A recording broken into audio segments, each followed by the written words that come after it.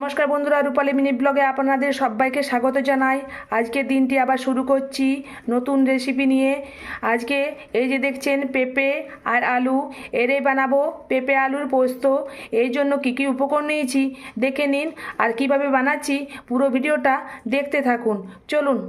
উপকরণগুলি হলো একটা পেঁপে, দুটো আলু, জল, সর্ষের তেল, ফোড়ন, হলুদ গুঁড়ো, নুন আর পোস্ত আর কাঁচা লঙ্কা বাটা। এবারে এই পেঁপেটাকে আর আলুটাকে খোসা ছাড়িয়ে ছোট ছোট আকার করে কেটে নেব। চলুন পেঁপেটাকে কেটে নিই।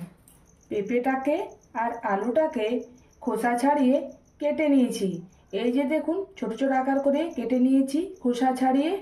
এই যে এবারে এই পেঁপেটাকে আর আলুটাকে ভালোভাবে জল দিয়ে ধুয়ে নেব। পেঁপেটা আর আলুটাকে জল দিয়ে ভালোভাবে পরিষ্কার করে ধুয়ে নিয়েছি। চলুন এবার রান্নাটা শুরু করা যাক। গ্যাস অন করে নিয়েছি, কড়াই বসিয়ে দিয়েছি। এর কড়াইয়ের মধ্যে দিয়ে দেব জল,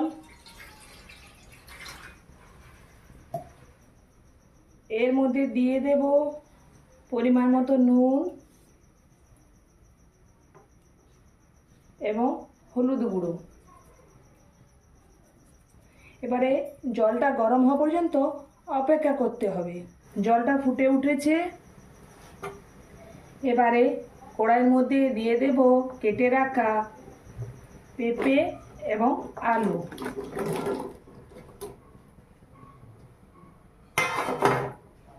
এবারে ঢাকা দিয়ে এটা সিদ্ধ করে নেব।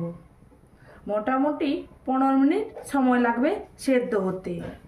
15 মিনিট পর ঢাকাটা খুলে দেখি,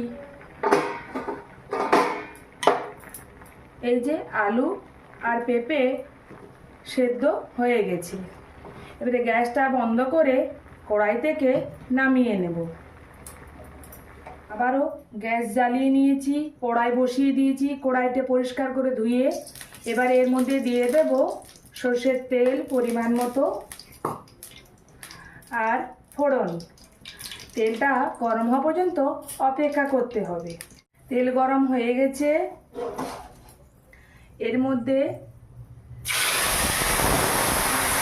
পেঁপে আর আলু আর জলটা আলাদা করে রেখে দিয়েছি, এটা পরে দেব। এবারে বেশ কিছুক্ষণ ধরে নেড়ে চেড়ে হালকা ভেজে নেব।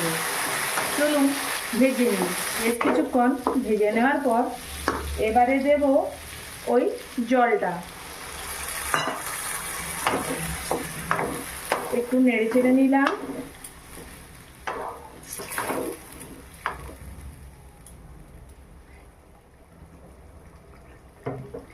এবারে কিছুক্ষণ ঢাকা দিয়ে ফুটিয়ে নেব। কিছুক্ষণ ঢাকা দিয়ে রাখার পর দেখুন এই যে ফুটে উঠেছে আর জলটা অনেকটা কমে গেছে। এবারে বেটে রাখা পোস্ত আর কাঁচা লঙ্কা এর মধ্যে দিয়ে দেব। একটু নেড়ে চেড়ে নিলাম। এবারে গ্যাসটা বন্ধ করে নেব। আমার তৈরি হয়ে গেল পেঁপে আলুর পোস্ত। চলুন গ্যাসটা বন্ধ করে কড়াই থেকে নামিয়ে নিই। আমি তো বানিয়ে নিয়েছি পেঁপে আলুর পোস্ত। আপনারা একদিন বাড়িতে বানানোর চেষ্টা করুন।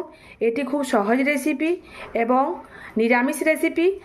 এটি ঝটফট বানানো যায় আর খেতেও খুব ভালো লাগে ভাত বা রুটির সাথে। আমার ভিডিওটা দেখার জন্য অসংখ্য ধন্যবাদ। নমস্কার বন্ধুরা, সবাই ভালো থাকবেন, সুস্থ থাকবেন। দেখা হচ্ছে পরের ভিডিও নিয়ে। নমস্কার।